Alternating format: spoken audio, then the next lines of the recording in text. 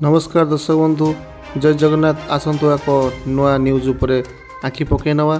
आज सबू यात्रा प्रयोजक माने पीयूष को विषय रे खोली कहीदेले सबू गुमर कथा। पीयूष एवं क्षितिश को सारा यात्रा जगत रे किए बा न जानी। ए दुई जन भाई दुई बंधुर बहुत भल जोड़ी एवं पीयूष को जो विवाद एवं चली आपण मैंने भूली जाई नथिबे।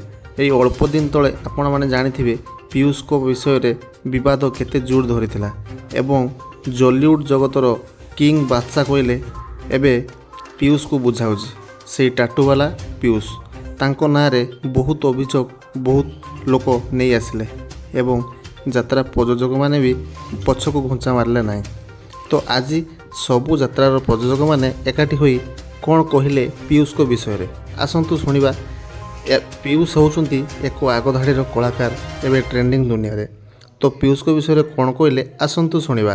बहुत दक्ष कलाकार अच्छा जहाँ को सामने पीयूष अभिनय भी करें किंतु पीयूष आज दिन में बहुत रेट बिक्री होची एवं भाइराल तामाने पीयूष को आम योग्य कलाकार कहबा ना। सूर्य मंदिर स्वप्न बोले नुआ नाटक किसी आमर डिक्लेयर होती ना तो मोर मन नहीं नुआ नाटक जहाँ बेले आप देखिए हाइदर 2 डिक्लेयर होइथिला निश्चित हम निश्चित आसो। अच्छा इथो हाइदर 2 रे पीयूष को देखिया को मिलिबो निश्चित आपण देखिए सूर्य मंदिर आपण अपेक्षा कर निश्चित देखिए। अच्छा आउ गोटे जिंस कौन विचार कर जानी ना कि विचार कथा ये पीयूष निजे तो दरमाटी बढ़े ना।